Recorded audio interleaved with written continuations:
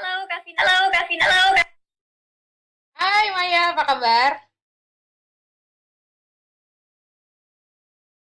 All right, I think I cannot hear Maya anymore, but I'll just go ahead and start. Hi everyone, thanks so much for joining in to EdAmerica TV. My name is Vina. I'm one of the advisors for Education USA based in EdAmerica. So if this is your first time, welcome. If this is not your first time, welcome back. And as you might already know, this is part of our monthly event. And so I'm very excited. I always look forward for this event every single month. I'll be basically going to talk a lot about essay tonight, but I promise you it will be very informative. But we already see a lot of people keep coming in, so as I want to kill some time while people are coming in, I would like to give you a little bit of presentation about Education USA, just in case this is your first time. Okay. All right, so what is Education USA? Education USA, we are part of the U.S. Department of State Network, or in Indonesia, we call it Kementerian Luar Negerinya Amerika Serikat. We have over 400 international student advising centers in more than 170 countries. So what we do as advisors is we assist everyone every step of the way with their U.S. application for higher education, bachelor's, master's, or PhD, or in Indonesia, we call it S1, S2, and S3. And of course, as you can see here, we are basically all over the world. We have, again, over 400 in more than 400 student advising center in more than 170 countries. So in Indonesia, of course, not only here with EdAmerica, but we have 8 centers with a total of 10 advisors. So we have 2 in Jakarta, 1 at EdAmerica with myself and Santika, and then we also have 2 advisors at the U.S. Embassy. We also have 2 in Surabaya. We have 1 in Medan, Malang, Makassar, and Banda Aceh. So if there is no EducationUSA center where you live, don't worry. You can reach us out to the nearest center. And I mean, now that you are here with us, might as well just contact myself or contact Santika, right? We provide you with 5 steps. So step 1 is research your options. So if you know you want to study in the US but you don't know where to start, let's have a chat about all of the options for international students, right? And then we can also talk about step 2, which is finance your studies, because also that, of course, that's equally important. The good news is that there are a number of funding options available if you want to study master's or PhD. All right, and then once we're pretty much figure out the funding option for you guys, we can move on to step 3, which is completing your application. So for example, like the event that we're going to have tonight is part of step 3. So hopefully you already know what you want to study, you already know where you want to study, you already know how you're going to fund your study, and now you are about to complete your application. And one of it is the essay, right? So last week we have resume and CV and letters of recommendation. If you missed that, just leave a comment in chat, and then Santika can help you with giving you the link, because all of our events are recorded. But don't worry, CV event and tonight's event, which is the essay writing, is part of our monthly event. So if your deadline is still not until, let's say, next January or December of this year, you can watch this event again next month, right? So for the resume and CV. And once we are pretty much done with completing your application, you submit everything. You're going to wait until from the universities, and then you're gonna get accepted, hopefully. And then the next step would be applying for your student visa. This is where I will help you the step by step in applying for the student visa, because it's actually not as scary or as complicated as a lot of us think when it comes to student visa. I know at this moment it's not really the case. You're not able to apply for a student visa, but hopefully people can apply for a student visa very soon. Okay, and then the last step would be prepare for your departure. This is part of our monthly event, although we are not having one this year, but this is a really great event for you guys to network, just not only for those who already get accepted, but everything that is going on in EdAmerica is always open for public. So even though you don't get accepted yet, but you want to join this event, basically this event is for students who already get accepted. We give them a lot of information about, how to maintain student visa, the first few things that international students need to do when they get to the US, how to find housing, what is the classroom experience looks like, and a lot of topics that we cover in this event. But then, this is also like a great network session for you guys if you want to have a chat with people who already got accepted.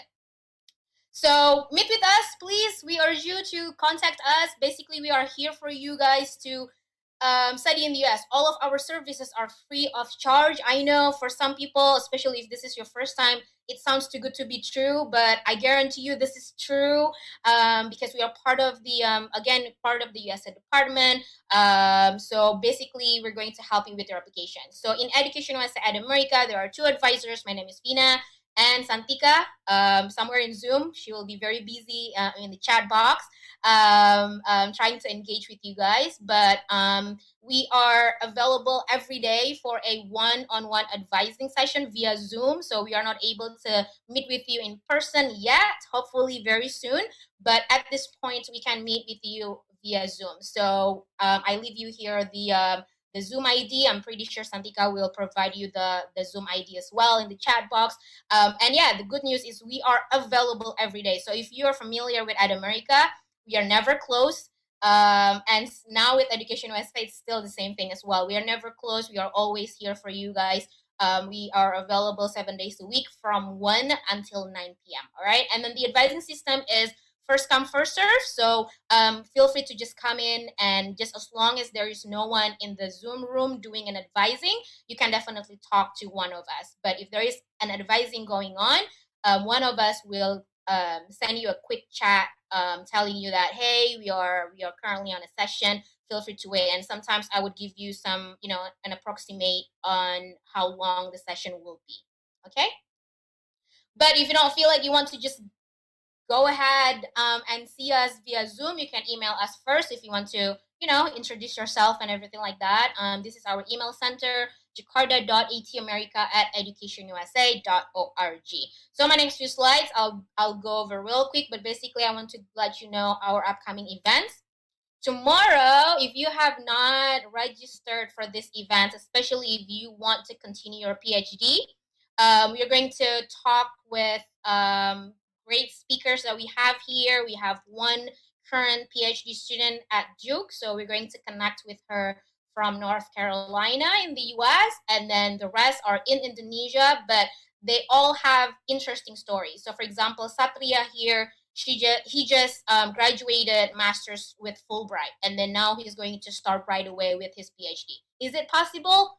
Well, apparently it is. So we will want to hear about that in tomorrow's event. And then Akila is also interesting because she has not done any master. So she did her bachelor's degree in the US, and then now she's doing PhD right away. Is it possible? Apparently it is. So you can actually do a direct bachelor PhD program without any master's degree. And you know what is interesting about her is she actually got accepted for a master's degree to Harvard, but then she let that go to do the PhD. So we will want to hear from her what made her decide that, right? And then we also have incoming a PhD student to Cornell, so we're going to also hear from her story.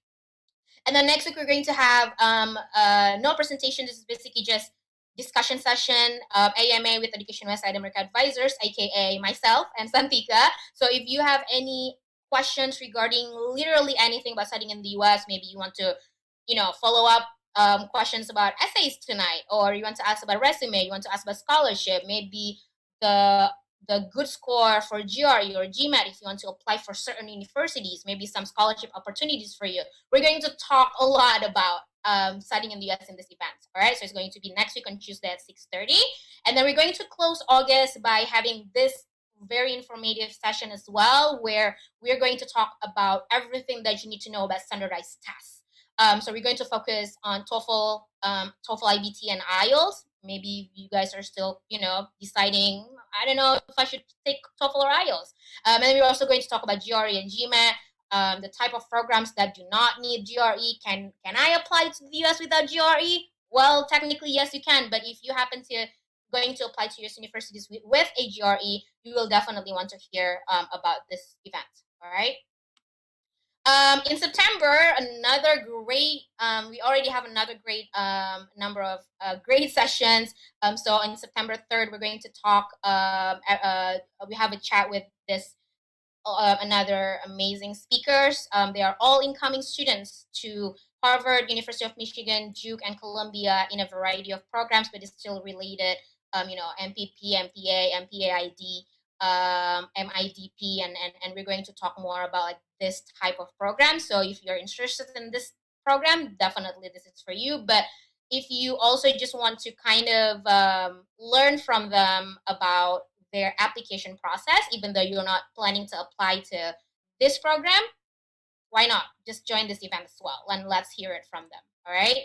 And then, of course, another building strong CVs and resumes and letters of recommendation. We're going to have that again in September 10. I just had that last week, and we're going to have this again next month. All right. So if you missed last week's event, you can either watch it, the video, the video, or attend this one live. If you want to know more of our events, you can definitely go straight to educationusa.state.gov, or you can just simply go to EdAmerica's website, atamerica.or.id/educationusa. So basically, the event that I just showed you, you are already able to register via Zoom. Okay? All right, so are we ready? So please get yourself relaxed. I'm going to talk for quite a long time, but I guarantee you, I promise you, this will be very informative, especially if you are about to start with your essay writing, right? So tonight we're going to talk about how to write a statement of purpose or personal essay for US universities. We're going to focus mostly on the graduate level. So if you guys are here, want to do master's or even PhD, this is for you. But if there are any of you here want to do bachelor's degree, basically it's pretty much almost the same, but yeah, we'll see. So I would like to start with just telling you guys how the US admission essay is really that important. By the end of this presentation, you will understand why I have this event every single month. Um, but yeah, writing the US admission essay is really that important, guys. You know, as we already know, the documents that you need to submit, there are quite a lot. We got what, your transcript, we got your resume or CV, we got letters of recommendation, your standardized test, the English standardized test, which is TOEFL or IELTS, and then your GR, your GMAT if the university asks for it, and then we have the essay, right? So a lot of us thought that writing an essay is quite straightforward and somewhat easy. So a lot of us thought, you know what, I'm just gonna focus on essay later on, and I just want to focus more on my resume and my letters of recommendation. Wrong. We don't want that. We want everything has to be perfect. And I found that essay writing, especially to the US, is very, very different. And a lot of us found that really challenging. So I would like to change, I would like you to change that mindset. So now that you can switch and make the US as your priority, right? So let's see. Each school is going to require a statement of purpose or personal essay. So far, I have not seen any universities in the US that for master's degree and that do not ask for essay. But the good thing is you will definitely want to check if any of the prompts or the question from each school overlap, because most likely they will, although the questions that they ask when you read it the first time, it might be different. But then if you really read it again and if you're not sure, definitely bring it to us. We'll make it sure. But yeah, most of the time, if not all the time, is all check check.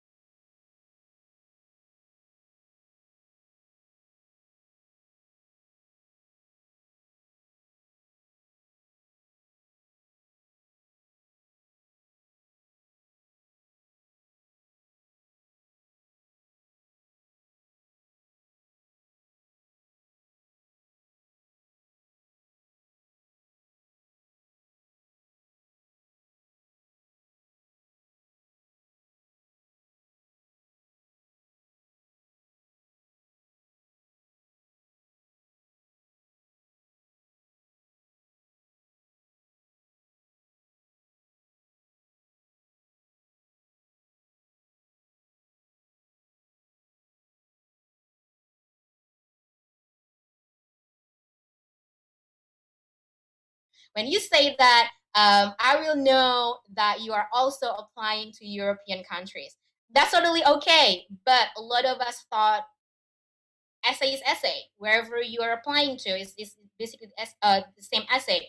No, especially for the US. And I think it's probably it's just the US, but it's completely different. And that is basically what we're going to talk about tonight. All right. So now the question is, what makes the US admission essay so important and different that FINA is actually doing this every single month of years now? So here's the thing, right? So my next few slides until the end is going to be very important. So I really hope you guys are all here now, so you don't miss any of my slides. But let's see.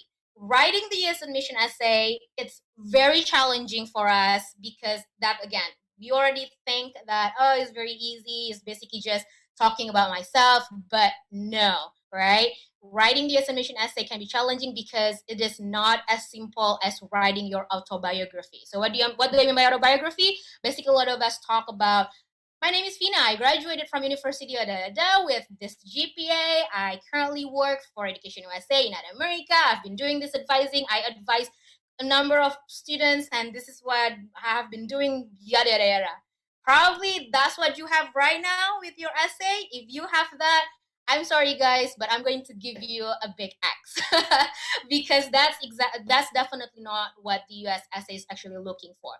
What they're looking for is a story, but it's not a story about like just yourself, your timeline from, you know, college to where you are now, but it's more like a story about what you want to do in the future. All right. You are writing a story of what sets you apart from the other applicants, because if you're basically telling stories, my name is Fina, I graduated, it's basically just similar to like other applicants, and it's quite boring that way. That's not what the university is actually really looking for. And another thing that you really want to pay attention to is because why I have this event every month and why the US admission essay is really important is because the admissions committee, they really view essay as something personal, as in like they want to get to know you on a personal level, but it doesn't mean that they want to get to know your personal story as in things that they can already actually see from the other documents, right? And they really, really read this essay. So you don't want to underestimate this one, right? The admissions committee wants to get to know you beyond the professional and academic achievement. So like, my name is Fina, I graduated from university. That's my academic achievement, right? I want to show off my GPA of 3.9, for example. That's not what they're looking for because they already know that, because you're going to submit that document anyway, right?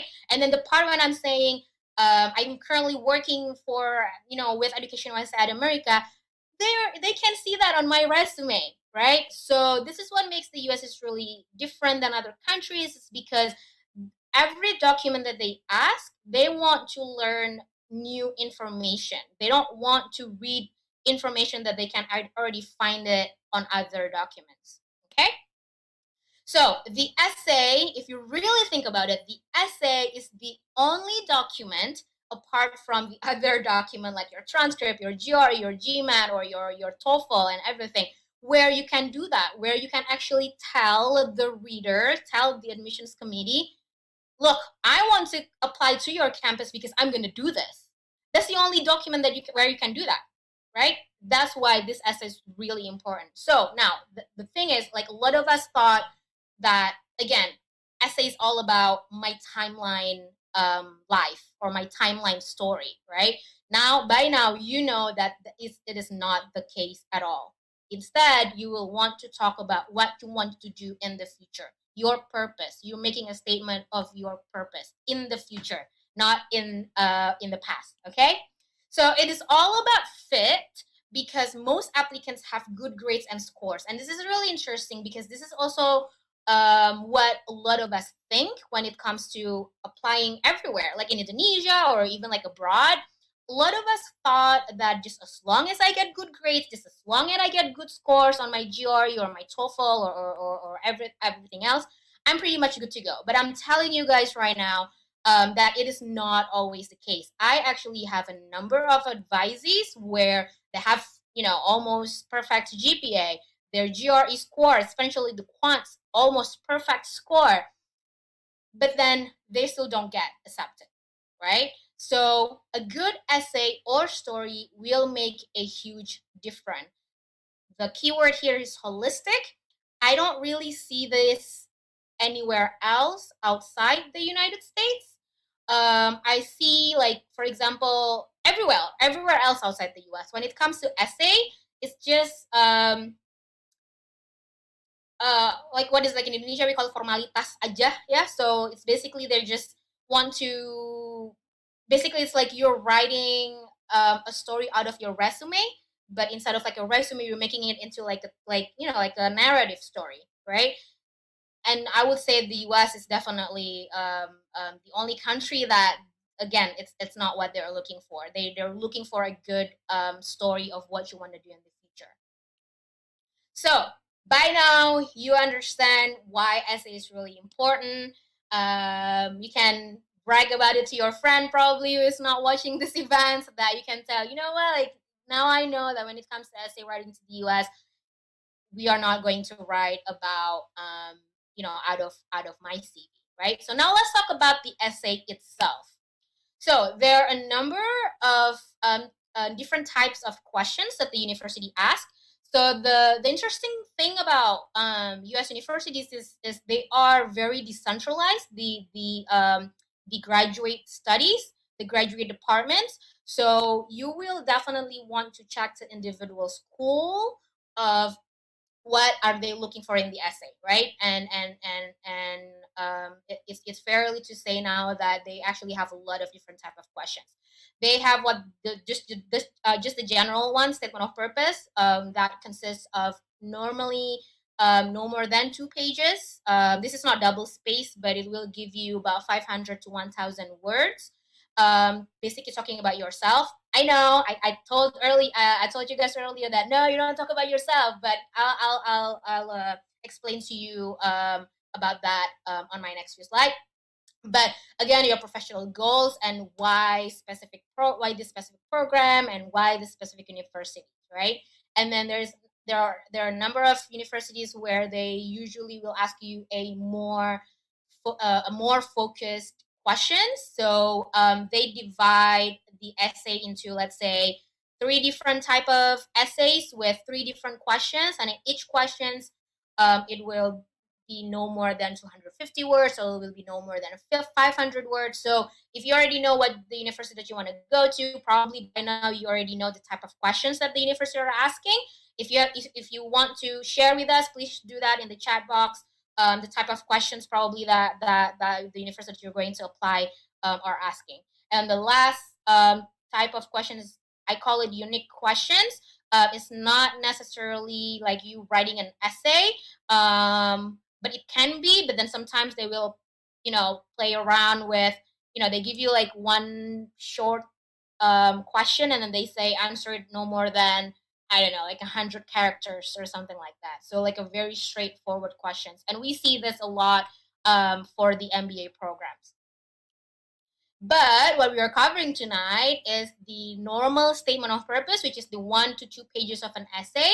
But don't worry, probably you will be like, wait, I thought you were going to talk about everything. This is not what my university is, the university I want to apply, asking. Don't worry, right? So on my here on point 2, more focused question. I know they may divide the questions into 3 different questions, but what I see is that they are actually, when you combine it, it will become one statement of purpose. So it will still help you in, you know, answering this question basically. But yeah, so what we're going to cover tonight is the most general one. The majority of the advisees that I helped have this kind of essay. All right. Before we really dig into the essay itself, you will want to know your audience first. Why I have the slide up is because and also another good thing, if you bring your essay for me to review, is that when I read your essay, I will have 2 modes on. First, as an Indonesian, and as I am an Indonesian, and the second one as someone who doesn't know anything about Indonesia. And oftentimes, a lot of us, when it comes to essay writing, we tend to forget about who is our audience, which is the admissions committee, right? So who will basically read your essay? It will be the members of the admissions committee, who are typically faculty members teaching, aka the professors, or they usually have a, you know, one admission committee team for that specific department. Because remember, I told you earlier that in the US, when it comes to graduate departments, they are very decentralized. So even though you and your friend are applying to the same universities but different program, those two programs will have different requirements. They may have different admissions committee team. All right. And what are they looking for? They're looking for a story. A kind of story, Fina. I thought it's just basically about my timeline story, my narrative story, right? It's actually not what they're looking for. It's basically a mental picture of who you are as a person. It sounds very personal, right?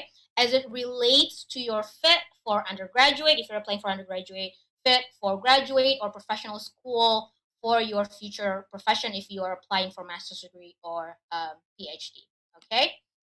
And before we really take a look at what the essay itself looked like, I want to give you a secret that is no longer going to be a secret. But did you know that the admissions committee may read only part of the essay? Now, there are two different type of people who will react to this question, right? The first one would say, oh, that's good then. So I don't have to, make like a really good essay because they're not going to read the whole thing anyway. And then the second one would say, oh no, like that's not what we want. I want the admissions committee to keep reading my essay. So hopefully you guys are the second type of person because that is definitely what we want to do here, right? The reasons why they may read only part of the essay is because just think about just how many applicants coming in and they have deadlines to finish all of those. If they read essays that is for them just boring, it's just something that they have read over and over and over and over again, they will move on to the next applicant, right? It doesn't mean that you will be disqualified, but they will just like skip your essay, and then in the back of their mind they will be thinking, yeah, this person's this applicant's story is not interesting. I'm just going to move on and look at other documents, right? So now, why I'm having this is because I don't want you to be the first type of person, right? The goal here is how to make them read your essay from the beginning to end. And that's basically my goal as your future advisor, okay? And how can you do that? You will want to start by making a one-of-a-kind introduction paragraph. Make a one-of-a-kind introduction paragraph, a really interesting introduction paragraph or opening paragraph. And write the whole essay that no other people can write. So let's repeat that again, right? Write an essay that no other applicant can write. So if probably you and your friend is applying to the same program, maybe different universities or maybe even the same university, you will want to make sure that no one, not even your friend, no one in this world can write the same story as yours. Now, if you think about it, isn't it like sounds a bit like when you're writing a book? Because it is. It is like that, right? But I don't want to scare you by, oh my god, like I don't know how to write like a book or anything like that. No, I don't expect you to. But at the same time, like I don't want you to also try so hard to be different because I just said so that I want you to write an essay that no other people can write. It doesn't mean that you will have to be very different than other people.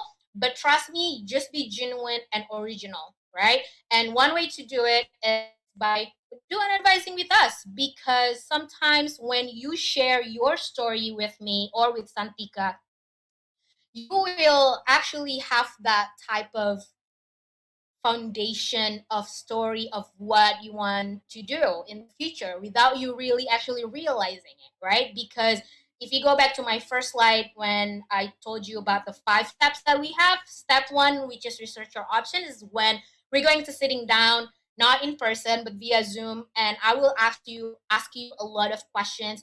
Why do you want to study this? Why the US? And then without you actually realizing it, this is us brainstorming, right? And so I also like to welcome you if you are thinking about doing a one-on-one advising with Santika or myself, because I always forget about this, always. But try to record it. right? Either you can ask my permission if hey Fina, can I record the session? Or if you want to just record using your phone, because basically you don't really have to see the video, but you just need to hear your voice, right? This is something that I did a lot when I was still in America with people, like when we were doing just an advising session in general, when we're talking about essay, they always turn their recording app on their phone. Okay. So now probably you are overwhelmed with this new information, hopefully, and then you probably somewhat a bit panicking because oh my god, I've never expected that writing an essay is really this different, and I really now I have not started, but I found it really hard. Seems like. So Fina, can I see samples of essays from others? Well, technically, yeah, I mean, people do that, see samples of people who already get accepted to the universities that you also want to apply to kind of like learn what they wrote. But if you ask me, can I share that? I technically can after I get the permission from the students, which sometimes they will say yes, probably not like the whole essay. But what will I say to you? Actually, when you ask me that, I will say no, I don't want to share it. But don't worry, I have a really good reason why I do not want to share essays from others. First of all, it's not necessary. Second of all, is I did that a couple of years ago, and I see that people tend to um, be under pressure when they read such really great essays, and then they tried so hard in writing similar to that one, and that's very unnecessary, right? We don't need that, because again, just by you have a chat with me later on or with Santika, we will hear your original story. And I'm telling you guys, we've met with hundreds of young professionals who are now get accepted to US universities, and this is basically why I love about this job and why I love about like this specific topic, which is essay, because almost I want to say like 99% of the advisees that I have um, assisted in the application process, you guys are amazing in terms of like your goal in the future when you're done with your master's degree. So you don't have to worry about comparing your essay to other people. Just what we need is a story, right? The keyword is a story, because I mentioned that in my past few slides. So just as long as you have that story, we are good to go. It is a matter of you're having a good writing style, which we can definitely like improve that through times. All right. So don't compare, and it will make your essay original. And remember, you are writing a story, not an academic paper. I just want to put it up here just as an FYI, because sometimes when I'm done explaining about like what this essay is all about, I tend to read the essays to formal, almost to the point, like as if I'm reading like a newspaper. But we want the combination of the two, like non-formal and formal, right? Your personal side, your story, but also with facts and data and all that. All right. How you can do that when you're about to, like you're sitting down and you're about to write your first draft. What should you have with you, right? My tips is you will want to create a topic or theme of the essay. So it's pretty similar to what I said earlier. Is think about it as if like you're writing a book. But I know it's a bit like too much. It sounds like too much. You're not writing a book for sure, but think of it that way, right? We're talking about like you're going to write a story. So you want every paragraph to be under that specific topic or theme, right? And very clearly know your goals. And this is something that maybe in the back of your head, like, yeah, I know I'm going to do this, but maybe you have not said that out loud. And this is why the step one of the advising session is really important, because that will be the time when we're going just like chatting, right? I'm going to hear a lot of your stories, like why do you want to do this? Why do you want to do it in the US? What is like, the exact problem? And again, this is like why I love this job, because I get to learn a lot about my own country from you guys. This is just to tell you how amazing you guys are. If you're kind of like have a hard time like thinking about topic theme, I don't know. Like I know I want to study aerospace engineering, but I don't know what topic or theme that I'm going to talk about in the essay. If you have a hard time in figure that out, my tip number 2 is ask these big questions to yourself. Who am I trying to help? In this case, you want to study in the US, I want to study environmental studies, or I want to study LLM in human rights, or what have you, right? Who are you trying to help? Is it like the whole citizen of Indonesia, or is it probably just a small community where you're from in Indonesia? What? Right? Like ask that questions. If it's not a person, if it's not like a person, or if it's not like community of people, like it's not a who, then ask yourself, what am I trying to help? Oh yeah, I'm not like, maybe what I'm gonna do is not directly helping people, but I want to help, the infrastructure of Indonesia, or I would like to help the economy of Indonesia. That, yeah, well, eventually it will help the citizen of Indonesia, but not directly. So what am I trying to help? I'm trying to help the economy of Indonesia, although you will want to be very specific. I'm going to get that in a second. And then also ask yourself, what is my mission here? What do you want to do? Why are you doing this? Right? Why are you doing this?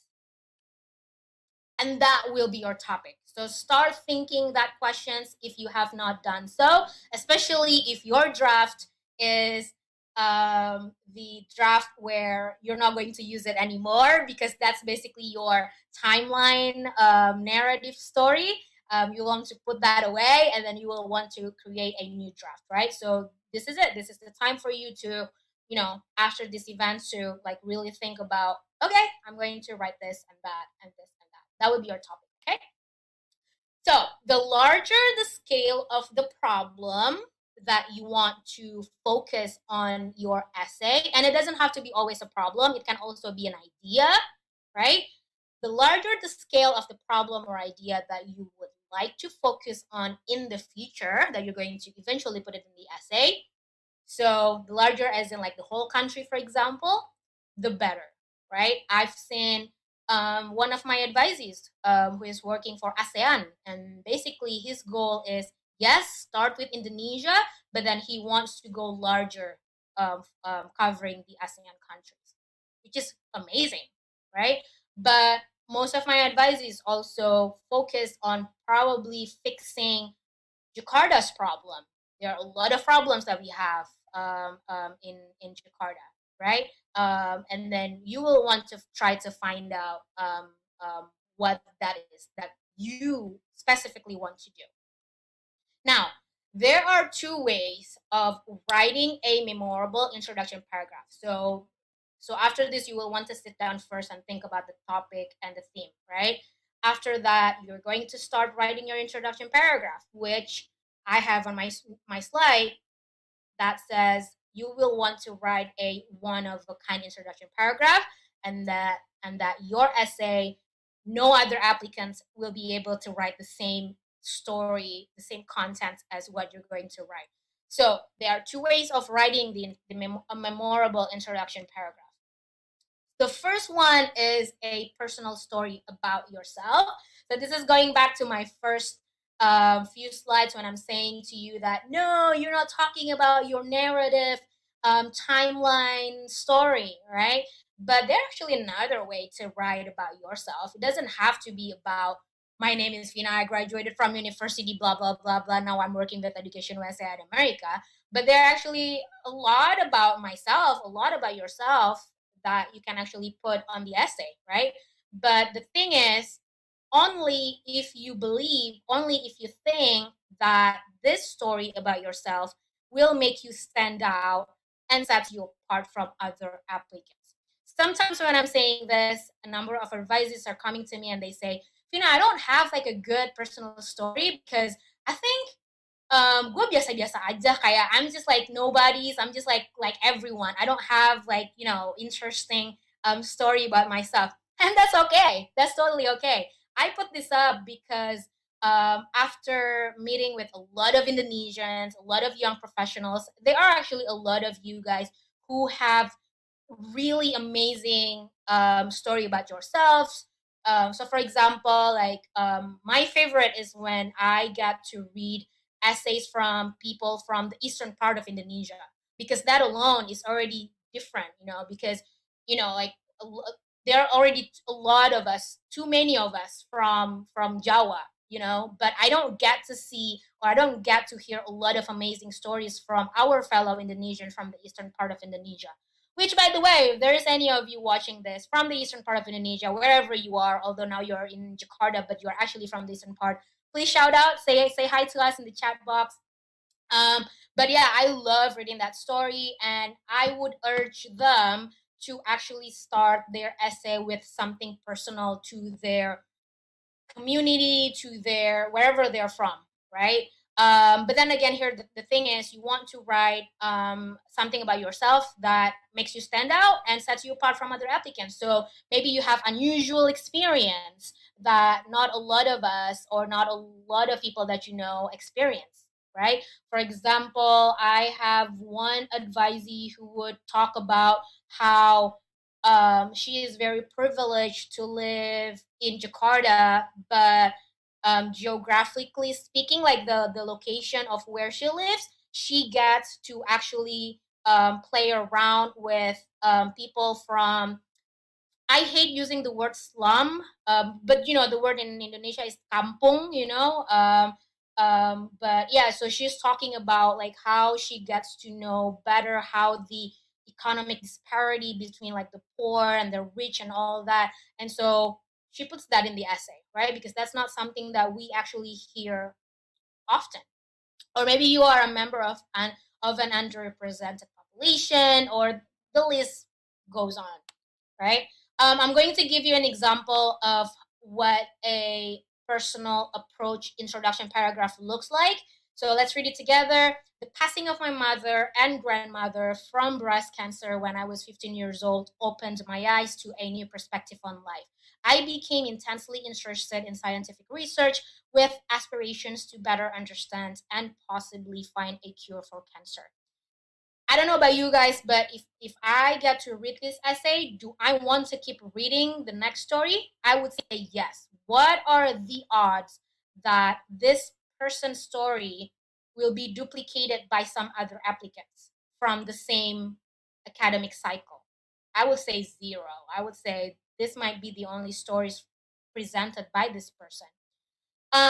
Something that I would also like you to remember is when you have this kind of personal story that you believe that it will be different, it will still have to be connected to what you want to do in the future. So you can't have this type of introduction paragraph and then turns out you want to study engineering. Like, what? You know? So I don't know what this person actually wants to study, but I can definitely say, I can assure you that it's not too far from either public health or anything related to medical. Okay? So I happen to only have one example for the personal approach. The next paragraph is the second way of writing a memorable introduction paragraph. So you remember by now, right? The first one is personal approach, which it has to be very interesting, very different, that sets you apart from other applicants. The second one is you can dive in directly to the problem, but then again, it doesn't always have to be a problem. It can be just an idea, right? That you would like to tackle, that you would like to start, right? And the majority of my advisees are choosing this option because I know I said on the first type of introduction paragraph, which is personal, it has to be, you know, you have to make sure that no other people can write the same thing.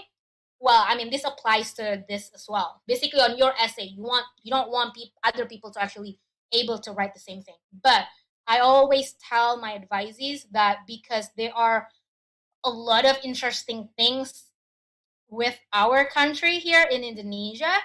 That alone, by just stating the fact of what the problem is or what the idea that you want to focus on in Indonesia, is already interesting to begin with, right? And also because I think I have that in my no. Also because I tell my advisees that the fact that we are from Indonesia, assuming that you guys are here watching this are from Indonesia, is already you already have like a good selling point, because we happen to be a country where the universities in the US are still looking for, right? We are not students, we are not people from countries where the majority of them are going to the US anyway, like China or India, South Korea, Saudi. There are actually already a lot of students going there. But for Indonesia's case, probably like in one sitting in a day, depending on the program and depending on the universities, probably they would read, just like maybe 2, 3, 5, no more than 10 probably. And so for them, we presenting like a really interesting story about our country, I believe they will want to keep reading the whole essay. Okay.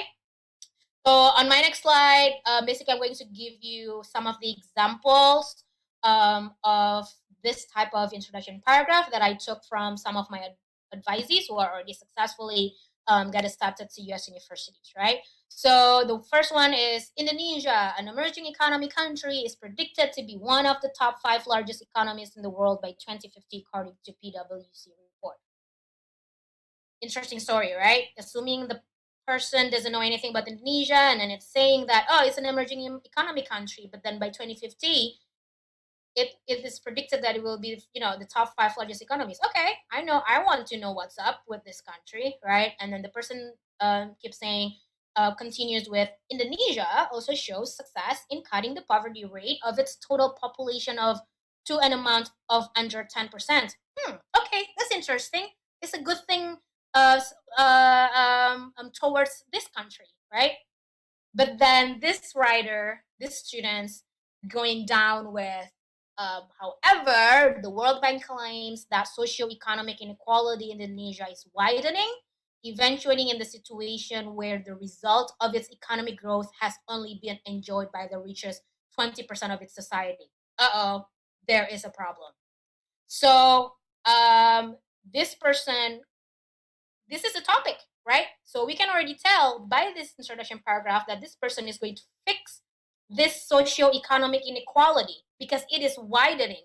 Although PwC report is saying that Indonesia will be the top 5 largest economies, right? Do I want to read the whole thing? I sure do, right? And another one. This is my favorite. As one of Indonesia's founding fathers, Muhammad Hatta, had once said, Indonesia will not shine because of the torch in Jakarta, which is a capital city, but Indonesia will glow because of the candles in the village. Now, here's the thing. I know there is a quotation here, but I'm telling you guys right now, before I forget, do not give quotation if that quotation is the cliche one. I mean, I don't know like the cliche quotation, but you know what I mean, right? Like the quotation that you read a lot when you scroll down on your Instagram or something like that. But I give this person some exception. So I remember, I think I made a good point to this advisee that no, because I think she watched my events, no quotation ever. But then she did it anyway. But then when I first read this, it brought a smile to my face, right? Because this is just a different type of quotation. This is a quotation that you don't actually hear or see it before, right? And it's just so beautiful. Like I just love it. As an Indonesian, I love it. Indonesia will not shine because of the torch in Jakarta, but Indonesia will glow because of the candles in the village. Just by reading this one sentence alone, without me reading the next sentence, as a reader, I will kind of like, oh, this is interesting. This person must talk about something about village, which is. And then she continues with, Indonesia's food security relies on small farmers, which accounts for 90% of all Indonesian farmers. And this is really amazing because this is also something that I also tell my advisee. to do, make a comparison. And this is what she does. Unlike US farmers, because she's going to study in the US, right? And let's assume the reader doesn't know anything about Indonesia. And then now we give the reader some kind of, like some comparison.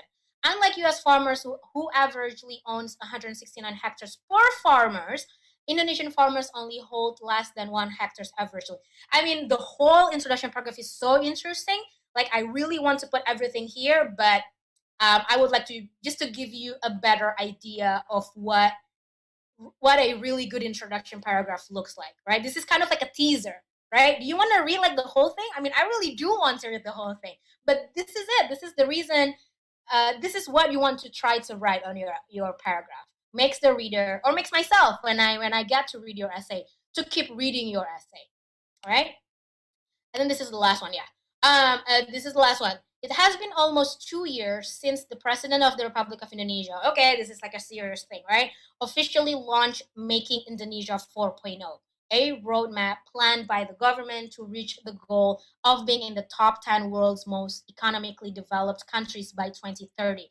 This is pretty much similar to the first sample, right?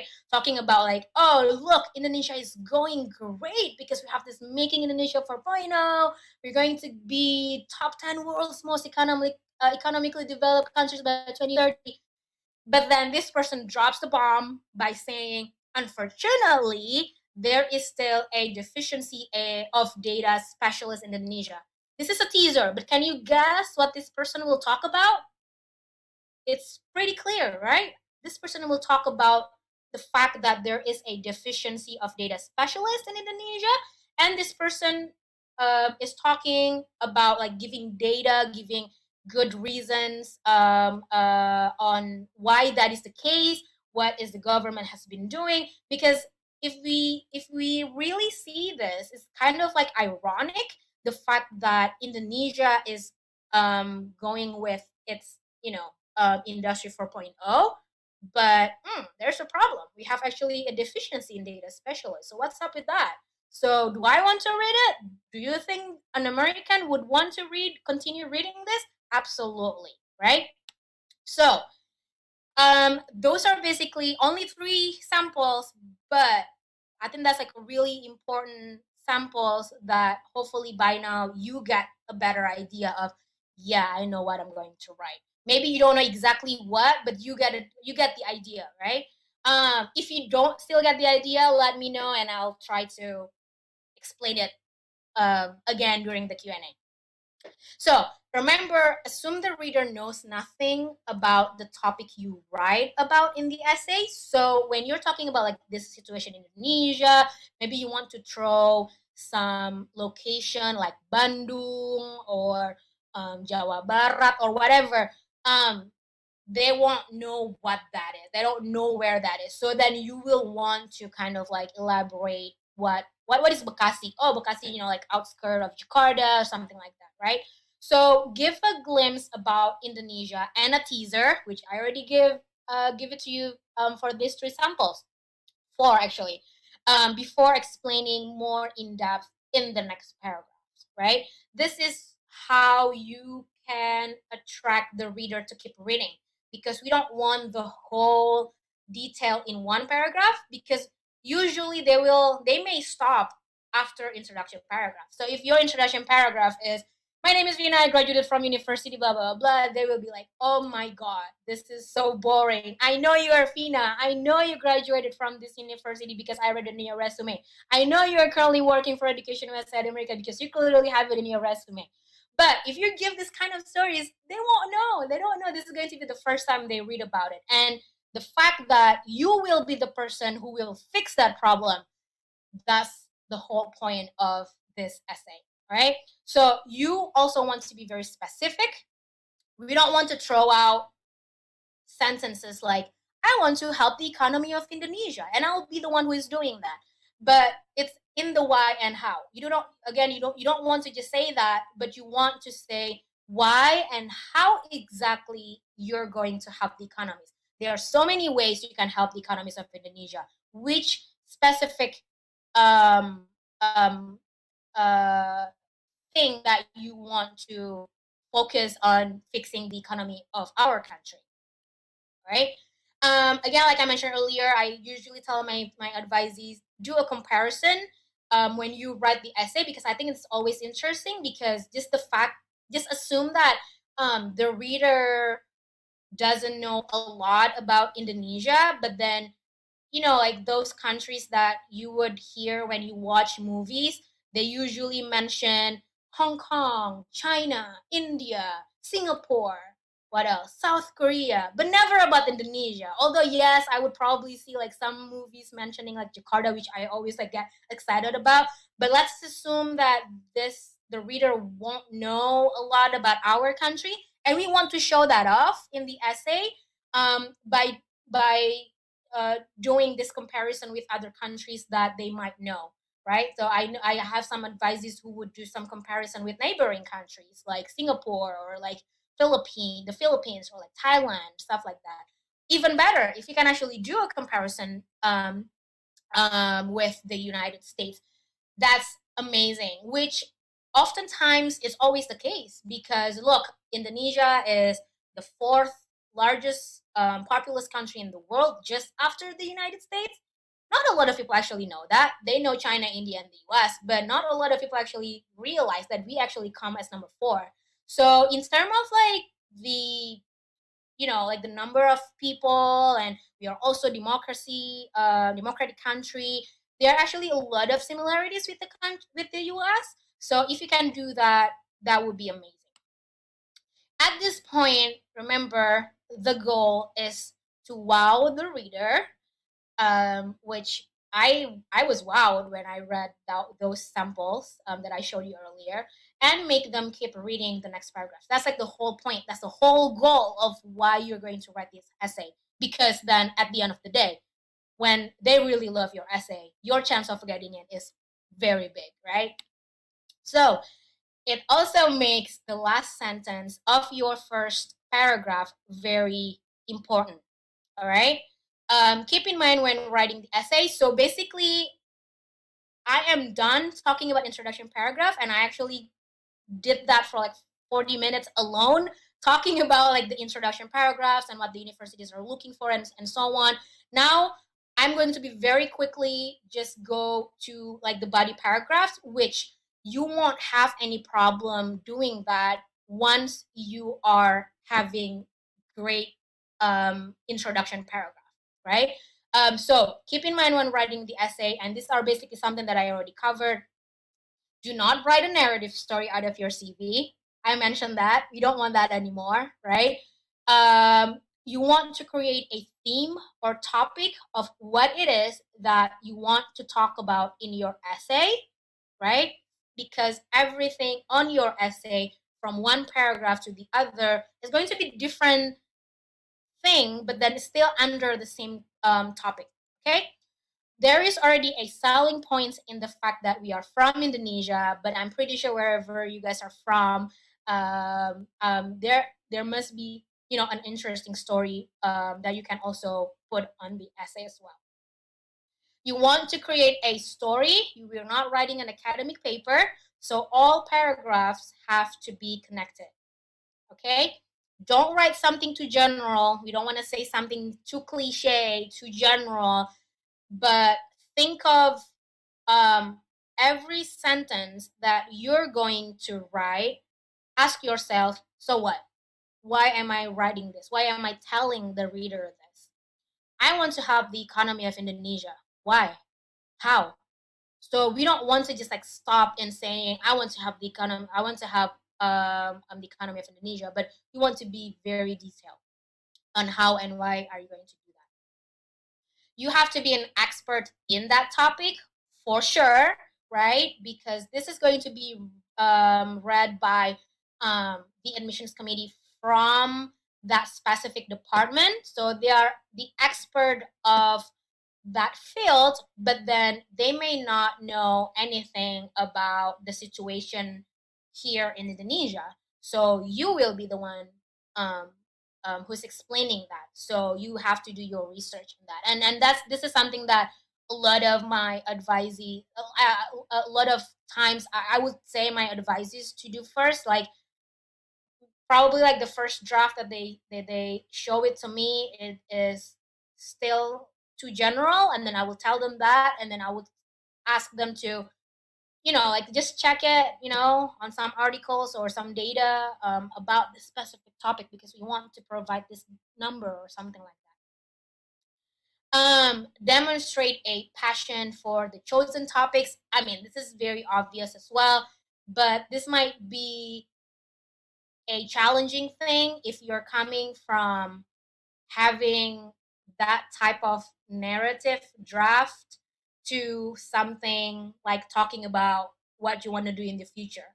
Because but then this is, I don't really see this as a problem for people who want to study in the US, and I think you guys are applying to the US for a really good reason, right? I definitely see you guys have like this different type of mentality when it comes to US.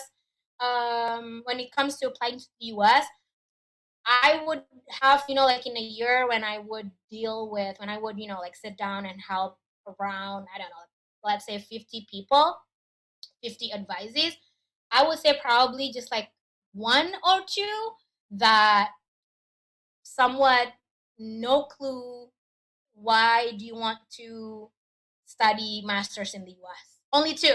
The rest, like 48 people of you guys, very clearly, when I ask the questions, why do you want to do this? Why do you want to do this? Why do you want to take this specific program, and why this specific universities? You guys have all amazing answers. And something that I learned from a lot of my advisees, they say having to talk to me and having to talk to Santika, it's really helpful because they never aware of that before until someone is asking the why you want to study this program, which that's going to be my part in asking you the why, right? So all of you guys have all this passion completely. It's just that a lot of us never thought that we get to put that in the essay. And then now I'm telling you, no, you put that in the essay. So another thing is, you definitely want to know the strength and fit of the universities. I have not talked about the university so far, right? We're gonna get that in a second. But you want to know the strength and fit of the universities on top of you finding out the theme, the topic that you want to talk about. Demonstrate clear career goals. I think I mentioned this like a couple of times now. By now, you must remember this. And don't compare yours with others. You can try me. You can ask me later on when we do the one-on-one. Fina, can I see samples? I will gladly say no.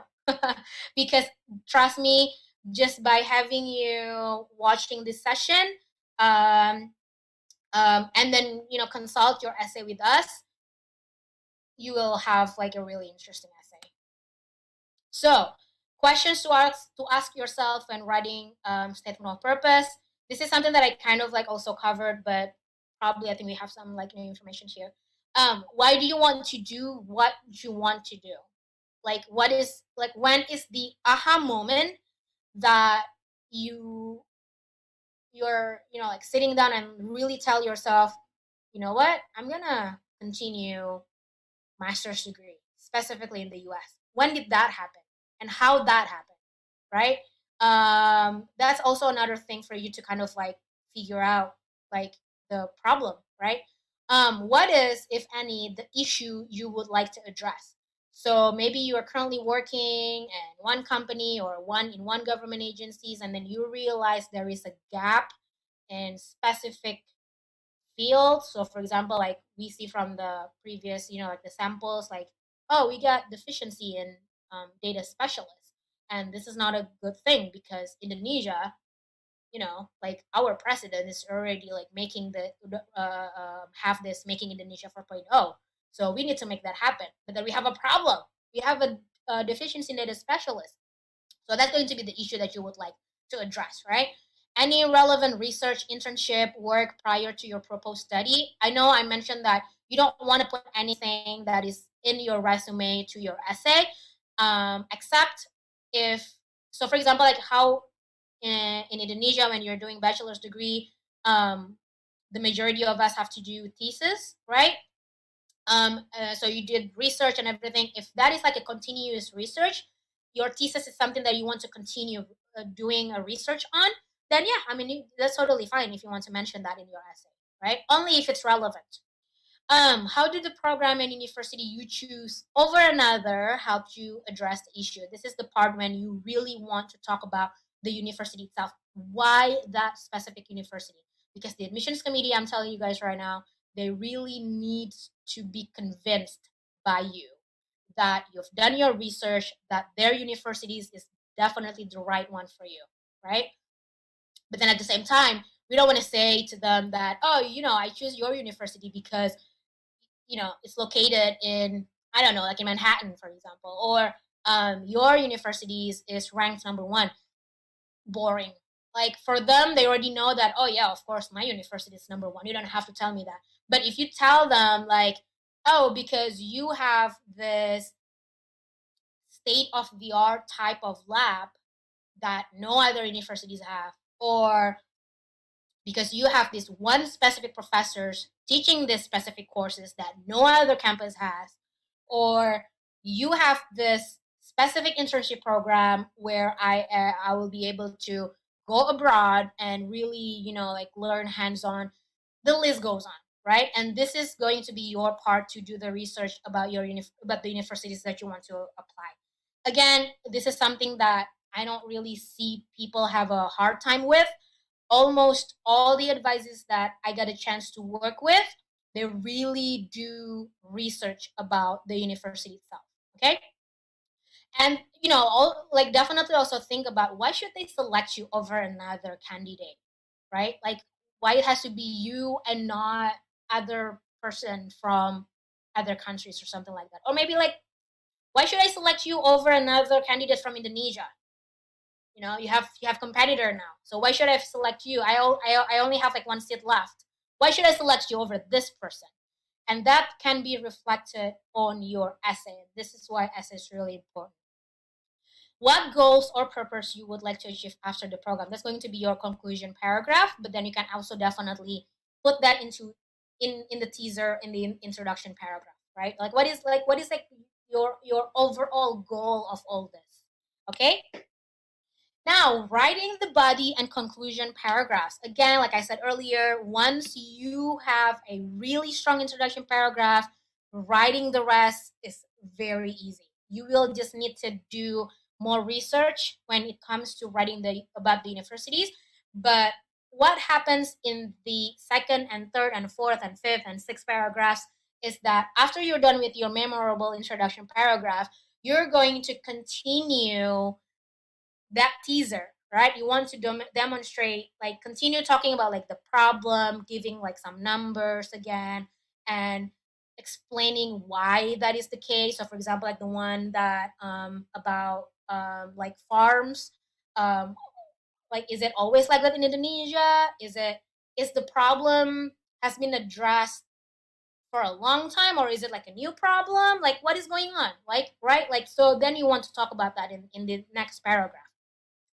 And then you will want to compare it probably with other countries, or maybe Indonesia has been doing some like study with other countries, and this is like the right one to fix this problem.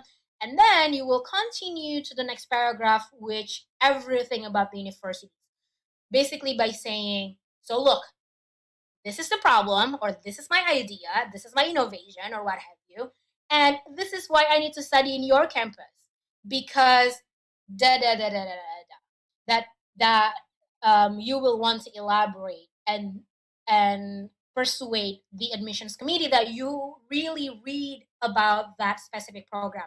So there are a lot of things that where you can do that. Again, remember, we don't want something too general, like, oh, because you are ranked number fifth or ranked the first one or whatever. We don't want that. That's so boring. Everyone can say that, because remember, we want to write things that no other people can write, right? So you can mention maybe like specific course, or maybe one of the reasons why you're applying to that university is because there's this one specific professor who has done massive research in Indonesia. You know what? Guess what? Actually, there are a number of professors who have done that. I got to work with advisees in some kind of like urban planning type of field, and then she chooses this one specific universities because two professors have done their research in Indonesia a couple of years ago. Mention that in the essay. That's like amazing if you can actually mention that, right? Mention relevant professors who basically inspired you to apply for the program. Even better, if you can actually contact the professors and then you can mention that in the essay, that's almost like a golden ticket, right? Um, of course, you also want to maybe include a sentence or two about their research and why do you think, or why not what, why do you think? Why do you believe that it will help you achieve your goal when you're back to Indonesia? All right. Writing the body and continuing to my first previous slide is you want to be well acquainted with the program at schools being considered. So that's why you need to do like a lot of readings about that specific programs. I think it will be easier. A lot of my advisees creating, like an Excel sheet where you do, you put all the universities that you want to apply to, and then you break it down, each program on what they have, and stuff like that.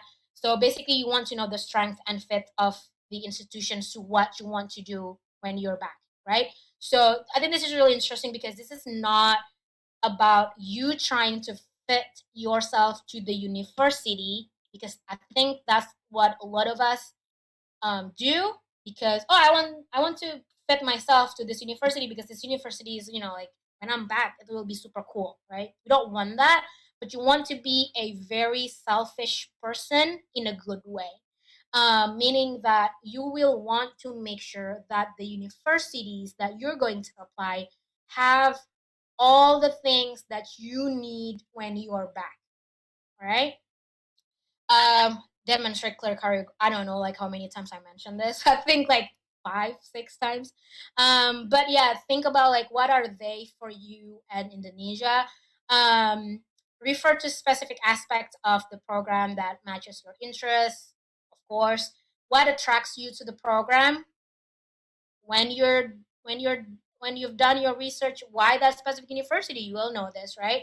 And then conclusion, right? Conclusion is a bit tricky because basically you're wrapping up what you have said on previous paragraphs without repeating it, which is hard. Like, actually, guys, if you ask me how to do it exactly, I don't know. But my tips is we can also talk about like what's next, basically, instead of like just wrapping up, because it's just like, I don't know, like repeating. I'm not like a big fan of doing that. But might as well just like use this one paragraph, which is the conclusion paragraph, to what's next after the program. Like, now that you have addressed the problem or you have addressed the idea, and then you have talk about like why this specific university is right for me, and then now you can tell them how you're going to do that, when you're done. You can be very ambitious, but then don't be afraid, to sound very ambitious. A lot of people kind of like afraid, in this part, because like, I know I want to work alongside the government, but I have not contacted any government agencies, and I'll be like, no, that's totally fine, but that's what you want to do, right? And then they'll be like, yeah, that's what I want to do. Then that's okay, that's the plan. The conclusion is basically your plan, right? um, what makes your STEM purpose great? I'm just telling you guys, I know I've been talking for over an hour now, but we're almost to the end, and I can't wait. I can't wait to chat with you, answering some of your questions. We are almost the end of the presentation, but we want to be very clear. We already know that by now. Don't assume that your reader understands everything. You want to be very concise. You use words economically, especially if the universities require you to write no more than 500 universities. I'll be very like pissed when I got that type of university, because like why only 500 words? Because my advisors have a lot of amazing stories to tell. But don't worry, we'll make do. That's what I'm here for, basically.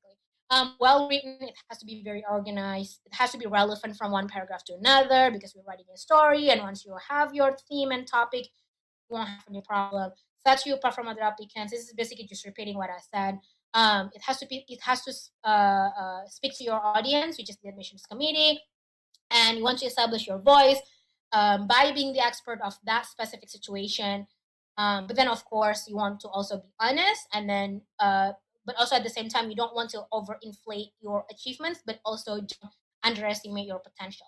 underestimate your potential. That's something that I see a lot of us, a lot of you guys will do, because like writing this essay will make you really think about your potential, and this is not really a thing for us here in Indonesia. But then again, don't worry, again, that's what I'm here for, right? The do's: definitely give yourself plenty of time to write it. Be sure to answer all questions asked. You definitely want to go to individual school because they might ask you different questions, but oftentimes, basically, they are asking the same thing, which is just like a statement of purpose, which I've been covering tonight, right?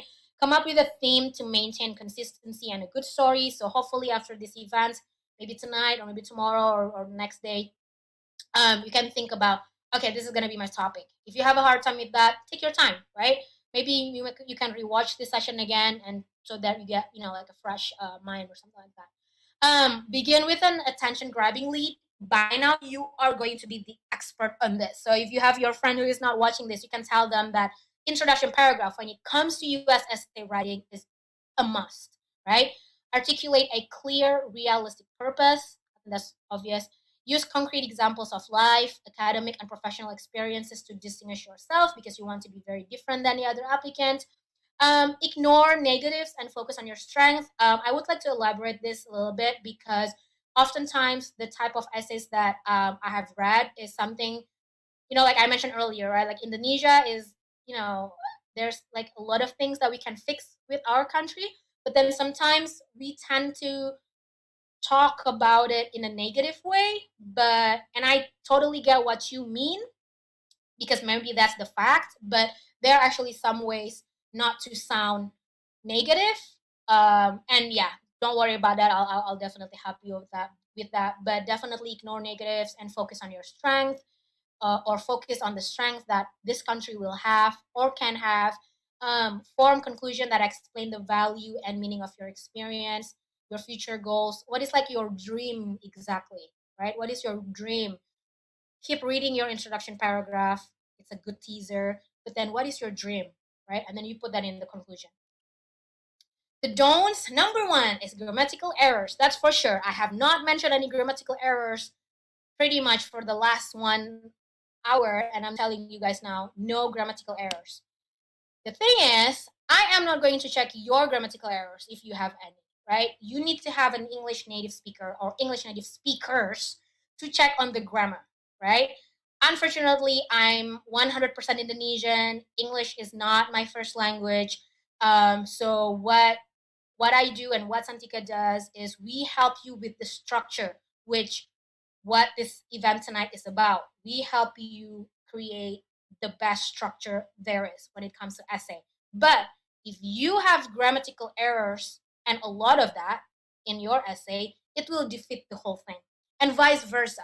You may have perfect English in your essay, but poor structure, poor story, it will defeat the whole thing. So those two, structure and the grammars, are going hand in hand, right? So, well, not just one, not just one don't, but actually have more. But you already know this. No autobiography or resume approach. No contractions like Dave could and should have. This is just like something minor, just to make it neat. So you want to spell that out, like they have, could not, should have. You don't want to list experiences and achievements out of your resume unless it is ongoing or it is something that you're going to continue doing, right, in the future.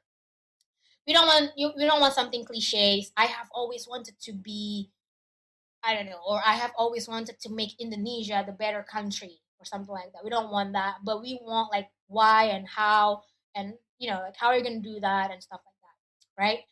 References to experience or accomplishments before college, we can forget about it if you're going to apply for masters. But if you're watching this and you want to do bachelor's degree in the US, then or S1, then yes, you can definitely talk.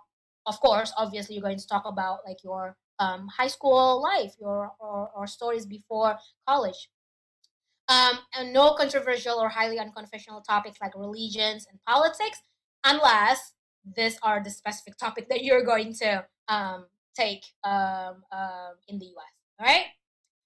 We're almost the end, guys. Writer's block. What is writer's block? Anyone knows what writer's block is? So basically, if you are a writer, like sometimes like if you know what I always like use references of movies, but like sometimes there are like in movies where it's a writer and then they're sitting down with their like laptop or whatever, and then they just don't know what to write.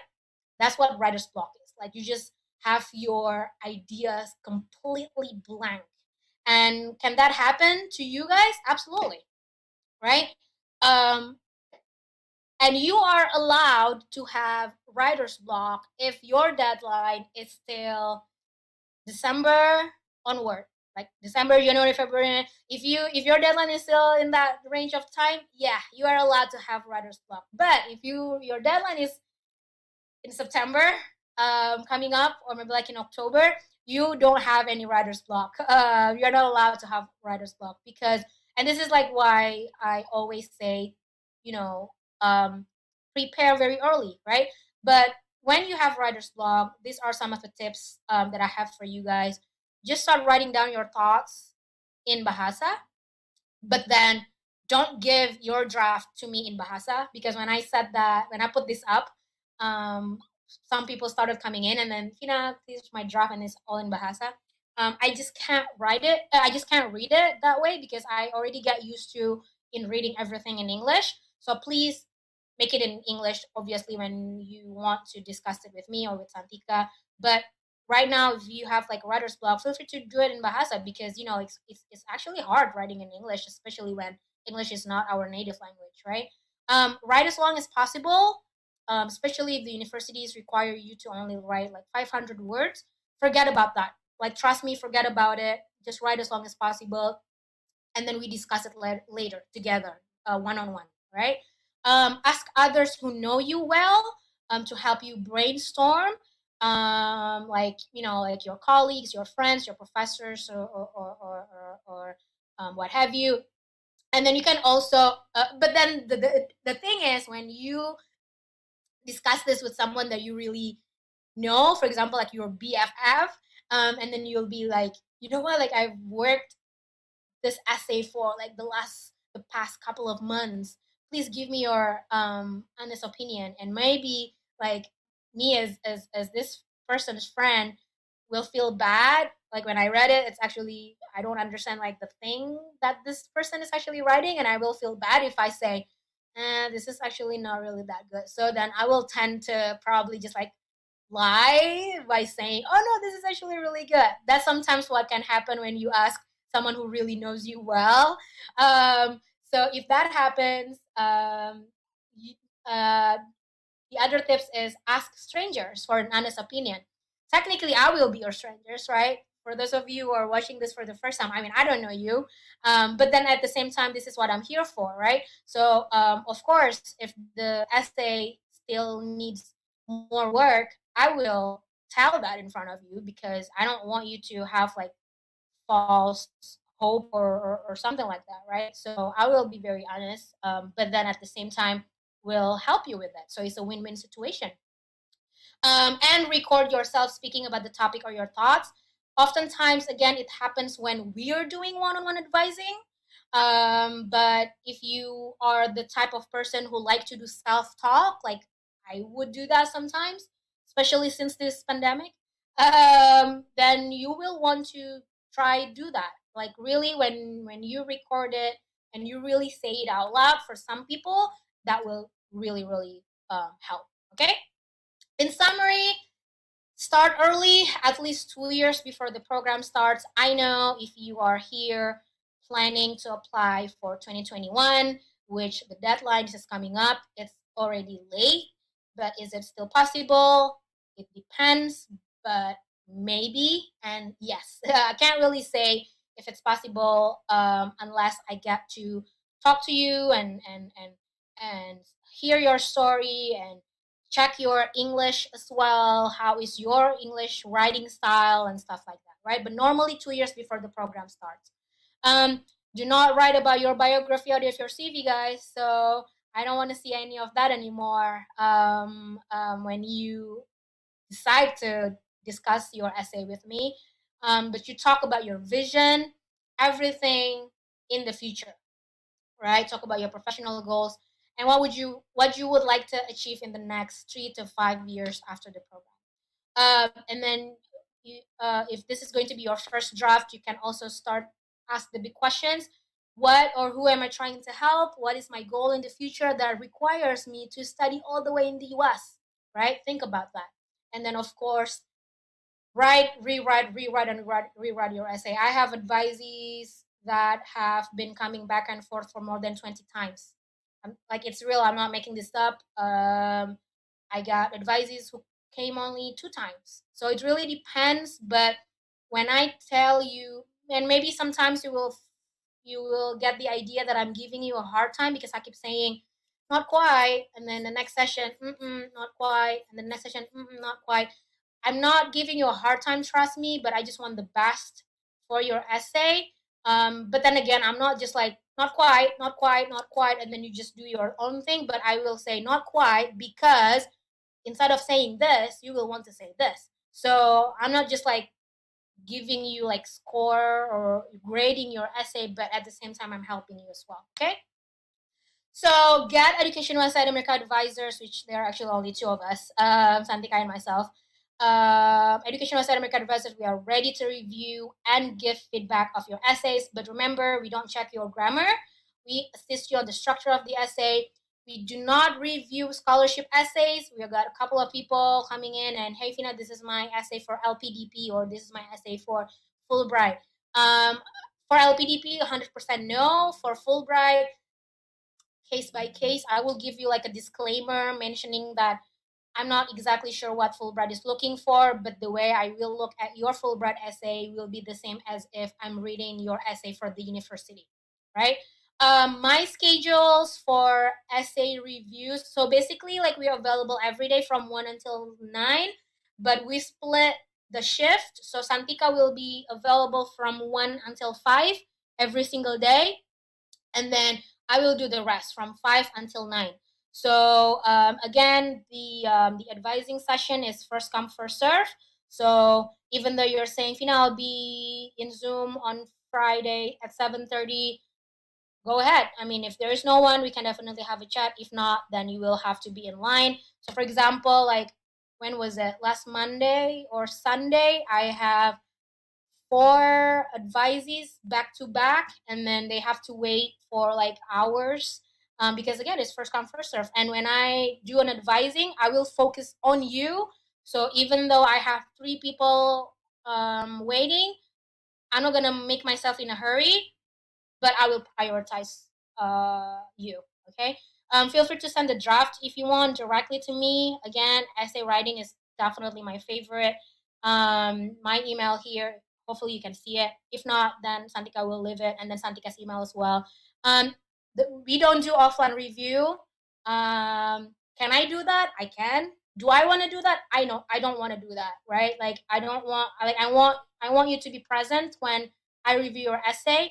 But yeah, no, we don't do offline review. It's only on some cases. So for example, like when the advisors have been come back and forth for a couple of times and it's almost done, I would do it offline. But for others, I prefer to, you come into Zoom, you wait in Zoom while I'm reading, and then we discuss it together. Okay.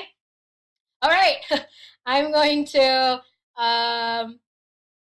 check with Santika. How are you doing? Hi, Fina. Thank you so much for the very, very detailed presentation. I always say this whenever you finish this presentation, and the other one, the CV and resume and letter of recommendation, because the PowerPoint, the PPT is just like so complete. Like, it's kind of like like the Bible of what you really need to read when you want to write an essay. So we have a lot of questions. So when you are presenting, I have a lot of questions, and most of them, or not like a lot of them, ask for, can I have the PPT? Can you share the PPT and the slides? So unfortunately, I'm just gonna real quick answer that and give Fina some breather, like taking some breath, break there.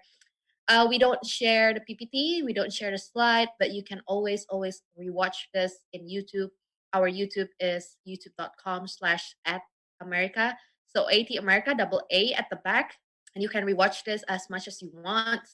And you can come back next month. We have this on monthly basis, the essay and the CV and resume and letter of recommendation one. So many of our advice actually came to the same session, like this essay session, for more than, I don't know, more than 3 times, just to, you know, get that, observe this into their brain and automatically write the things that Fina have mentioned. So we totally recommend that to you if you think you need the slides, which we don't think it will help you if you have the file, because then you really need to listen to the narrative of, the Fina's presentation, and if I'm presenting my presentation. So that's that for the slides, and I'm gonna answer 2 questions before I hand it to Fina. So Deo Gracia in Zoom have a very good question. How much is it weighted from overall score to get in? So this is like a personal essay or statement of purpose. How much it will be, weighted, like how many percent, to be precise, to, allow you to be weighted for you to be accepted. So what I answered to her is that there is actually no specific percentage of how much it will be weighted in the overall for you to get accepted for your essay, because US universities are all about holistic approach. So this is why it is very important for your essay to reflect who you are and show them that you're the right candidate. So yeah, I find this question is very interesting because a lot of people want to be certain, like, okay, ini esai seberat apa nih persentasenya supaya aku bisa keterima, GRE aku, TOEFL aku itu kayak seberapa penting, aku mesti fokusnya kemana. The answer to that is you have to focus on every single document that is required for your application. So there's no this apa ya, certain formula for you to be accepted, but what you can do is giving your best application. So in each of your document dibagusin banget, like the best of the best. That's why tadi Vina juga mentioned that your essay is the only place that you can show them, look, this is beyond my CV, beyond my resume, kayak bukan cuman kerjaan kamu yang kamu dibayar, tapi kayak you can show them kayak ini passion aku loh, aku mau ngebantu ini, aku mau bikin ini, aku mau improve ini. So that's where. And then letter of recommendation juga penting, but it's not from you, so not so much you can do about it, but we do have tips and tricks on that. Tapi kayak that's for another session. Okay? And next one, ini ada dua orang yang nanya same question, so I'm just gonna lump them together. The question is from Murni in YouTube. I hope you are still watching. I have a question. If I apply more than one university, can I write just one personal statement, then differentiate it according to the university, or I should write more than one personal statement? And the same question is from Reza as well. If you want to apply two different universities, do I have to make two different essay based on the university type? The answer is sebenarnya no. So you can just write one great essay. Tadi di sini ada yang nanya juga mirip, Jefar Raj. Dia juga nanya kayak, aku mau nulis one great essay. I want to write this one great essay, but how do I, send this to different university because I mentioned the professor name. So what you do is you kind of customize the one great essay. You are done with this very good essay that Fina already say, wow, okay, good to go. And I say, okay, wow, good to go. And then you can kind of like customize it based on the university that you want to apply to. So you want to make sure you don't mention the wrong university name. You want to mention the right professor name that's in the university that you want to submit that essay to. Okay, so one essay, but you can personalize it, that part where you mention the university, why you choose the university, oh, it has this course and this this professor, they have this cool program. So things like that that you personalize. Okay, the rest, your story and your passion and your plan and your career goals, that can stay the same, in my opinion. All right, I think I kind of wrapped that. I'm going to give it to Fina for the next question. Do you want me to read it for you, Fina? Yes, please. Just let me know which one do I need to go first. Okay. I mean, there are actually a The green lot of one. questions here, which is amazing. Yeah, the green ones. So from Sanditya. Sanditya. Oh, okay, Sanditya. Hi, Finan Santika. The schools that I'm applying to have optional essay question. This is really interesting, guys. The question is there any unclear information in your application that needs further explanation? And so Sandita is asking, should I share other personal story that may strengthen my application in this uh, additional essay? We call it additional essay. Or maybe explain any weakness like GMAT performance in my application. Or is it okay to ignore the optional essay? Optional essay, yeah. They call it optional essay, they call it additional essay. Well, I mean, just like what it's called, I think the US is pretty straightforward in it. When they say it's optional essay, and I think the question, if you actually really read it again in an American way, is there any unclear information? Do you feel like there is something that still missing that you want to tell the admissions committee about? If you feel like, not really, because optional essay is optional, right? It doesn't really weigh anything, but if you put an optional, but if you decide to give it to them and they will read some new interesting information, then they will weigh it as well. But even if you don't like, if you decide not to write any optional essay, that's totally okay too. Here you actually have good points. You maybe not personal story. Well, yeah, technically you can. I mean, I have some of my advisees where he wants to talk about like how as an Indonesian he is also a minority, um, just to kind of like make a point. And you know what, the US universities really like that type of situation. So only again if that story is interesting and just different, right? So like, you being a minority, I think that would be really quite interesting. So that is totally okay. And then some other people actually want to make a point about their, yeah, like you mentioned here about GMAT or GRE. I got some advisees who kind of like, try to make a point where, look, I know my GRE verbal or my GRE what is it's not that stellar, and then you find excuses that is doesn't sound like you're being lazy because you don't have time to um, do some practice. And again, that's something that we can definitely like discuss together. But yeah, optional essay is optional. If you don't have anything to say, that's totally okay. But if you believe that there is something that you can tell them that they can consider even more, then yes, that's totally okay to do. Right? We got here from Aris Mata in Zoom. Isn't it better if we focused on our purpose on a specific district or city rather than the whole country, as it would be more feasible and achievable compared to influencing nationwide people? Absolutely. Absolutely. I'm just giving you an example earlier that if you want to go as big as like, so for example, like the one thing that I can think of, probably like helping the economy of Indonesia. Let's go with the easy one, right? But then the topic that my advisees are choosing is very specific, but then the impact, although because this person is actually in Jakarta, based in Jakarta, all our government agencies are located in Jakarta. It may focus in Jakarta, but then the impact can actually go as huge as like nationwide. But totally, if you want to just focus Jakarta, or maybe you are from Bekasi and you want to focus on Bekasi, or I know like someone, like want to focus on, yeah, just like their area where they live, that's totally okay as well, right?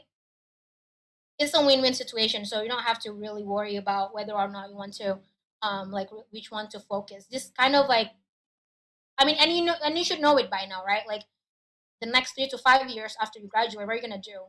Are you just want to, focus on the specific, district or city, or is it like as big as, like the whole country? Harsono from YouTube. Fina, I'm curious if the topic of the story in SOP or statement of purpose is related to our topic for our thesis. Will it determine our thesis advisors too, or they just use it in admission process? I think you're asking if you can actually use your story, your statement of purpose, similar to your thesis. Technically, you can, but not definitely not in that same tone, because of course thesis is, like, it's academic paper, but you want to make it into a story. So if your thesis, because I mean, I don't know, I think like when you're done with your thesis, you're done with it. Like, I don't really see a lot of people where they continue working on their thesis. It's just that for the sake of, like, finishing their degree.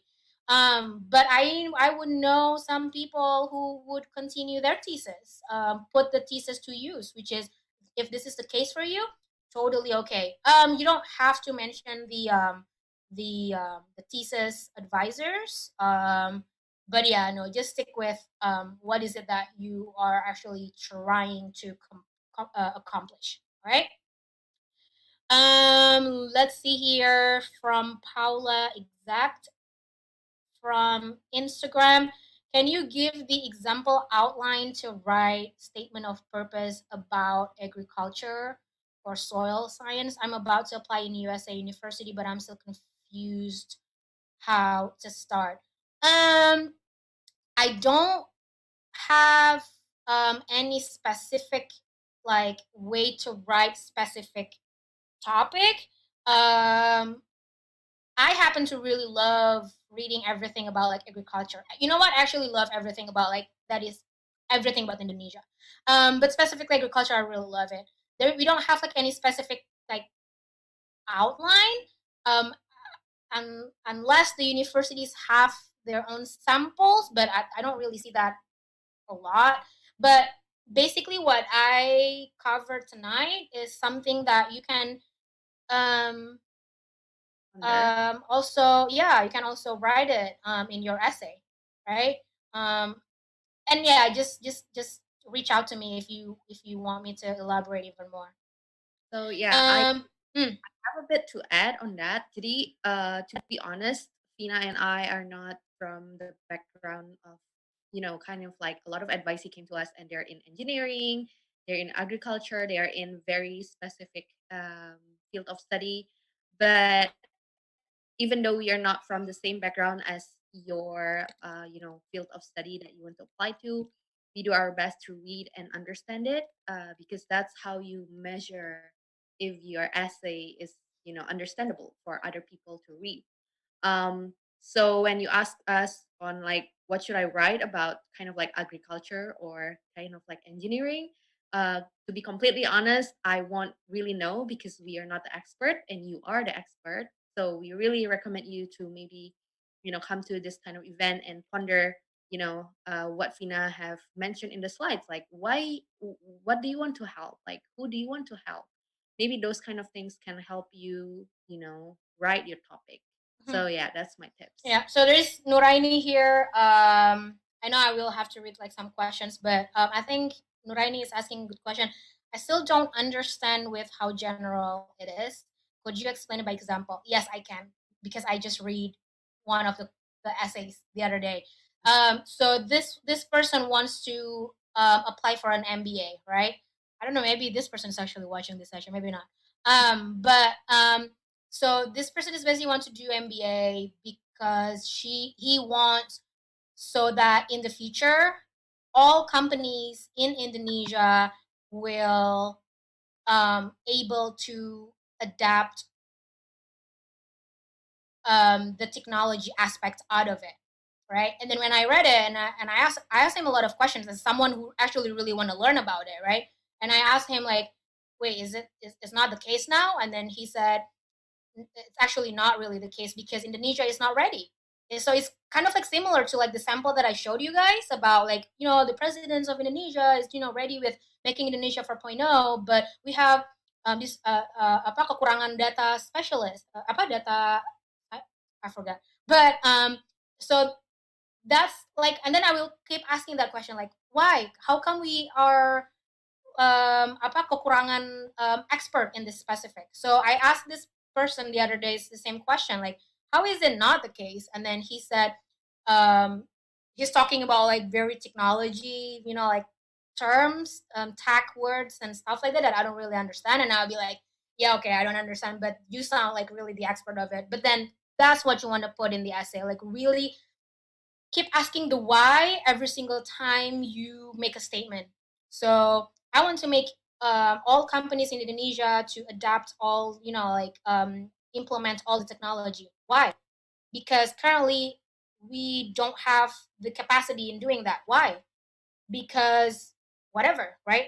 Like, I mean, I don't know, like this person knows. And then keep asking the why until it's done to the point where we need more expert in this, or we need to do something about this. We need a better policy. And how can I do that? I need to study in your campus first, because you guys are the one. And then he wants to study in this one MBA program that the dean and the whole MBA program is very focused on, like technology. There you go. That's like how details you want to be. All right. So I think we need to go really quickly here, right, Santika? We still have a few questions and we only have 8 minutes. Okay, I'll do that real quick. Which one? Where am I now? Kezia Murli? Kezia Murli, right? So from Kezia Murli. Yeah, I'm going to make a personal statement, but I'm confused as an Indonesian. Should I write an essay to make it pro Indonesia or pro USA? Oh, this is interesting. Because we want to study in the USA just for study, and in the end we want to go back to Indonesia and apply our knowledge. Definitely write about Indonesia, because yeah, of course for the universities they are totally okay if you want to end up being in the US, but then like the story of your essay will be about the US then, right? It's not about like a matter of pro the Indonesia or pro US, but it's more on like exactly what you want to do after you're done. Are you going to work in the US, or are you which we don't recommend, we want you to all to come back, or you're going to go back to Indonesia and then you implement all this problem, right? So I hope that answers your question. Right. Can we mention relevant alumni who inspired us instead of professors?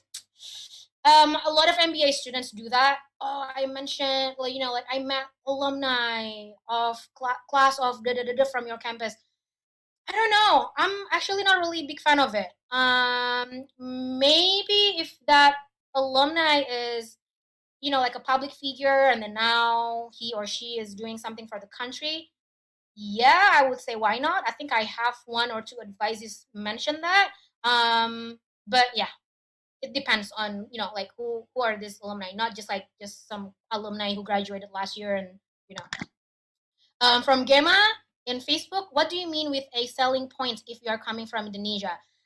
It means that because we are from a country that not a lot of people applying to the US yet, which is my goal, which is all of the EducationUSA Indonesia advisors' goal, to make you study all in the US. So it makes Indonesia story to be very interesting to the reader, because probably if you are from China, right, and then for the admissions committee, they'll be like, oh my God, you are the 50th applicant from China that we have read, and then they probably like want to read something new, and then when they read, oh, from Indonesia, this is good, this is interesting. What if you are Indonesian but our GRE score is abominable, let's say below 50 percentile? It really depends. Again, yeah, I have not covered GRE. We don't have the time for that. But with the GRE, again, like the keyword here is holistic. So don't stress too much on your GRE, but then it doesn't mean that you shouldn't like practice. Definitely do your best. Usually, like I always tell my advisees to really do well on your GRE quantitative, which is the math, because all of us have like a really hard challenge. We really have a hard time in the GRE verbal, because it's just like English on a very different level, like an alien language or whatever. Like I don't even know, like those words. But we like the good thing about us is I think we tend to do well more in the GRE quant. But then if you're below 50 percentile, does that mean you won't get accepted? Definitely not. I mean, I have like people have their GREs, quite low, and but then have like really strong essay, resume, and all of that, and they still get it. holistic. The word is holistic. So if you have like low GRE score or GMAT score, do really well in your essay and other documents. Do you think it will help by saying that we are Indonesian? Oh yeah, absolutely, absolutely. As a proud Indonesian, you will definitely want to mention that. So yeah, absolutely. All right. Yeah. So, Fina, I think we answered all of the very interesting question, and we only have, the rest of the questions that if we have time. So, I will start with this one from Rayhan. How to be unique amongst everyone who also tries to be unique, like in writing your essay? Because he asked before this question, he asked me, how to make a good introduction without making it cliche. If everyone does the same thing, it will be cliche. And I told him that even if I have, different advisee who have same topic, like let's say they want to apply to teachers school and they're both teachers, they still have different essays. So to me it really depends on how you put in the story, and that's what makes it unique. But what Yeah, no, was from your I think that's really interesting. How can you be very unique if everyone else is trying to be unique? I think that's a really good question. Um, I'm telling you guys, you have no idea how many times I would read an essay with pretty much the same opening, meaning that they're talking about Industry 4.0, Indonesia 4.0, or something like that. And that's okay. That's okay. That doesn't consider like the part where, oh, no one can talk about Industry 4.0. It cannot be only me. No, I mean we can't do that, right? Because it's like the fact is there, like Indonesia 4.0. But what happens next is what every advisees will have different stories. Like I have a lot of people want to do public health or even like public policy, MPA. None of them actually have like the exact same story in their essay. So maybe not really like just stuck with the word unique, but just like original. How about that? Right? Just like focus on your what you want to do in the future, and then I think when you have that story and how you're going to do that, you're going to sound very unique. So Yeah. And we have another, I think we only have 2 minutes left. So, yeah, I will choose this one from Asma in Zoom again. So, if we say we want to stay in the United States, would it make us look not patriotic, and will that affect our acceptance chance?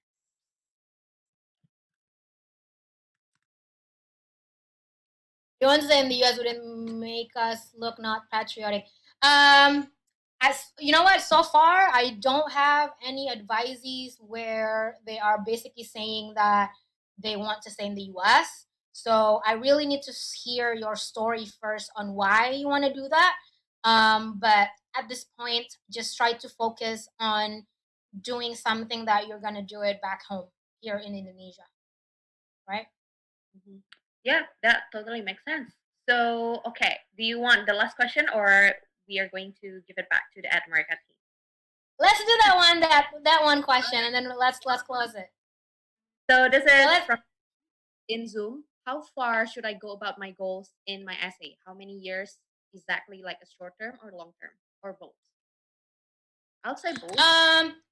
it depends. So for example, like especially if you want to do MBA, they usually have like your short term and long term goal, but in the statement of purpose in general, I would say just do the short term one, as in like for the next 3 to 5 years, because at least in the conclusion, right? In the conclusion is will be when you're talking about like what's next exactly, like what's next after you're done, which is that's going to be your short term goal. But in the essay itself, like in the introduction, it will show that your goal might be very impactful for like the long term. So for example, like when the samples of introduction that I showed you, they're mentioning about, oh, but Indonesia will be like this by 2050, by 2030. That's like a really long term. So you don't have to exactly specify that from your own point of view in the essay, but if that is like the fact that, look, if I'm fixing this problem, it will impact it to Indonesia for the long term, then let's be it. All right, I think that wraps it up. And we still have one question from Kezia, but I already answered in the chat box. So Kezia, check it out in the chat box. And I'm gonna give you all in the chat box on the Zoom ID and our email, so you can reach out to us anytime you want. And thank you so much everyone for joining us tonight. Fina and I are really really happy, and Fina have one thing to add here. Yeah. Before I give it to Santika to close it and then give it to you guys, I just want to tell you guys that really thank you guys so much for joining this session. I really hope it's you learned something new. My goal is to for you guys to actually really use our service, because trust me, I don't think there are any other services out there that allow you to, like get your essays checked and everything is for free. So my goal is, yeah, for you to actually reach out to us. We are here for you guys. And just a heads up, it's getting crowded because everyone is getting near to the deadline for 2021. So please really do it early and email us first if you want. And then, yeah, let's schedule for a one-on-one advising with me or with Santika. But thank you guys so much. And yeah, I'm gonna give you back to Santika, and then All Santika right, will give thank you you back so to much, you. Tina. So in the chat box, this Riduan just said, "This is my second time here, and it's amazing. I love it." So yeah, like I mentioned, a lot of advice came in again and again and again, just so that they kind of like automatically do what Fina says when they write the essay. I hope that helps. Thank you so much, everyone, for joining. See you tomorrow in our next event. I'll give it back to Ad America team, Maya. All right. Thank you so much, Kafina and Kasantika. That was a very insightful session. We'll see you again next time. Now, the rest of you, please don't go anywhere because earlier in this event, I asked you guys, is it true or false that the term Ivy League was first used in the 1890s? And the right answer is false. While its member schools have been around for much longer, the term was created in 1954 when NCAA Athletic Conference for Division I was formed. But unfortunately, we have no winner for today. Now, the rest of you may be wondering, how can I develop an awesome idea for a place like this? Easy. You can go to our website at www.atamerica.org.id, click create an event, and collaborate with us. All proposals coming to us will be reviewed, and your event might be featured here soon. And while you're on our website, feel free to subscribe to our newsletters for weekly event updates sent straight to your inbox. All right, everybody, I think that wraps up this episode. It has been really fun, but unfortunately, we have to say goodbye for now. Don't forget to follow us on Instagram, Facebook, Twitter at ATAmerica for event updates, fun content, and so much more. Also, don't forget to subscribe to our YouTube channel as well. All right, thank you so much, everybody, for tuning in. We'll see you again next time. Bye.